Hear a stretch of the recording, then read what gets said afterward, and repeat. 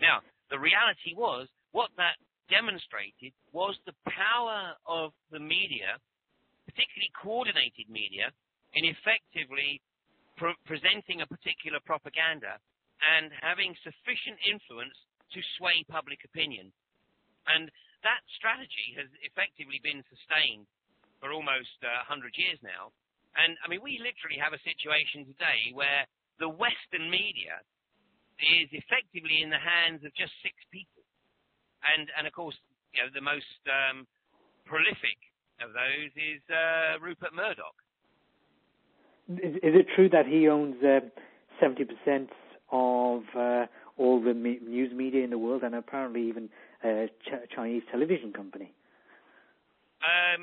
70%, I'm not going to argue with you on the number. I don't know the specific number. But, I mean, let's say, take a look. I mean, he owns, you know, Fox News. He owns the Sky Network in Europe.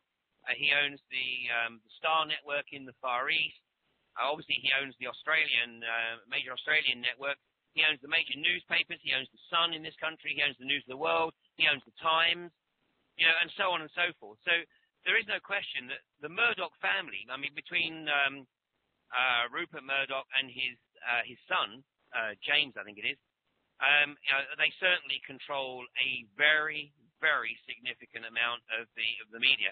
And there's no question the most influential political writer in the UK today is a guy called Trevor Kavanagh, who, like Murdoch, is an Australian.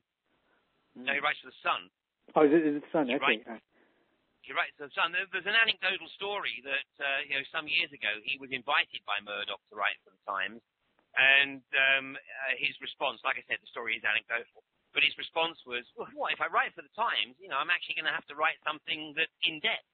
You know, writing for the Sun, he can write half a dozen paragraphs that literally just, you know, scratch the surface, but he influences 13 million people in this country. That's right.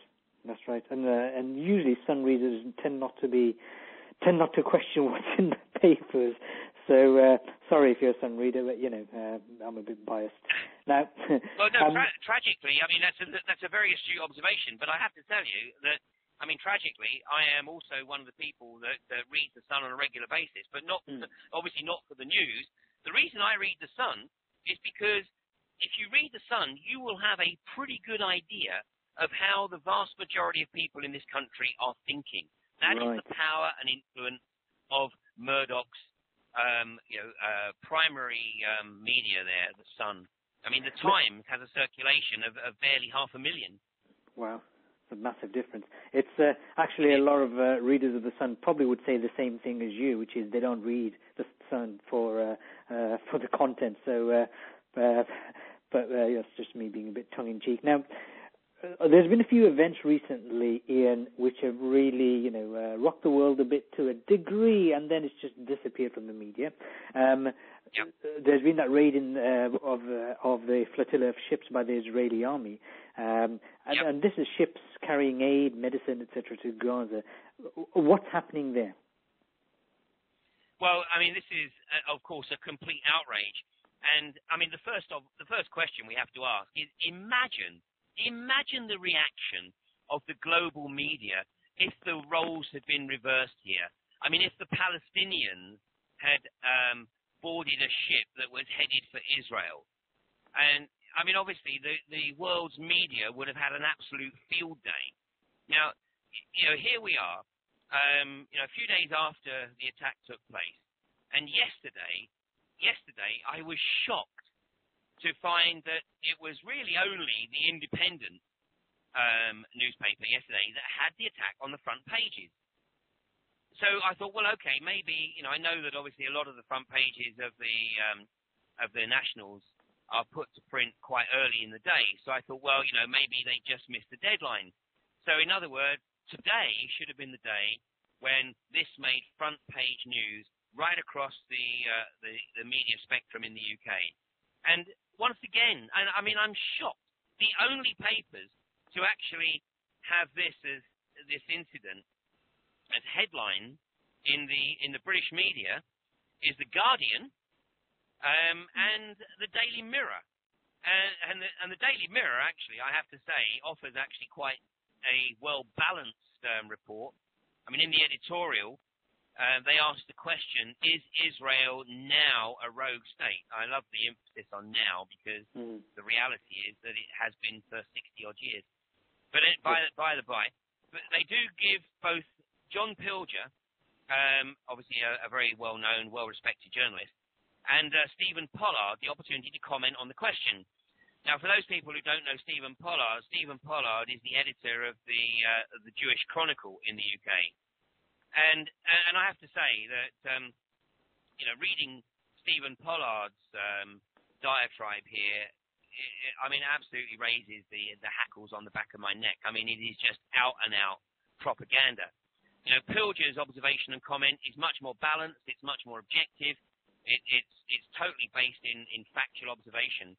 And, of course, he makes reference to the fact that, I mean, Israel has flagrantly disregarded well over 100, I think it's 135 UN resolutions which call for Israel to withdraw from the occupied territories. But I mean, I made the observation earlier that Israel, the Zionist government of Israel, and I'm not talking about the Jewish people here. I'm talking about the Zionist government, and there's a massive difference. And I'll I'd like for you to emphasize that distinction, because I will talk about that. Absolutely. Let me say, there's a book that I would absolutely encourage there's many books that I would encourage your listeners to read, but there's one in particular, because this book is written by a Jewish historian. In fact, he holds the chair of history at Exeter University in the southwest of England. Mm-hmm. And the guy's name is Ilan Pappé. That's I-L-A-N, and then Pappé is P-A-P-P-E. And he wrote a book a couple of years ago called The Ethnic Cleansing of Palestine. And John Pilger, again, actually makes a comment here, which the publishers have put on the front cover of this book. And Pilger says, Ilan Pappé is Israel's bravest, most principled, most incisive historian. Now, if anybody other than a Jewish historian had written this book, they would have been vilified and been targeted and obviously been called anti-Semitic and all that. Being anti-Semitic, exactly. But, they can't do this with Ilan Pappé. And so I consider this to be an absolute must-read for anybody who is interested in the real history behind the creation of the State of Israel and behind the philosophy of ethnic cleansing. And because basically that ethnic cleansing has been going on since 1948, and it will continue. I mean, I'm totally convinced that the ultimate objective is the eradication of all Arabic peoples from Greater Israel. And like I said, that's a long-term agenda. So in the short term, they will focus on what they consider to be the current state of Israel, which includes the occupied territories of the Gaza Strip and the West Bank. And this is absolutely essential reading, because Ilan Pappé pulls no punches. I mean, he names names.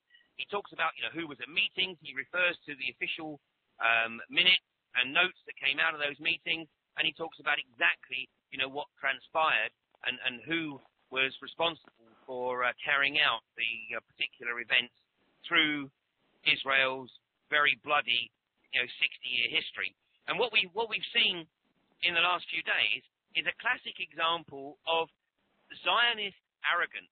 Now, what your listeners absolutely need to be aware of is that the protests going on in Israel right now against the behavior of the Israeli military is phenomenal. It is not true that all Jewish people endorse the philosophy that is adopted by the Zionist government. But of course, that's not going to be made public. And if anybody actually wants to take a look, I mean, just Google, internal dissent, and certainly take a look at the Orthodox Jewish group called Neturei Karta, because this is a very, very outspoken organization against the aggression of the Israeli government towards the Palestinian peoples. And of course, the original Balfour Agreement required anyway that in the creation of a Jewish homeland that they treated with respect the indigenous people. And of course, they're doing anything but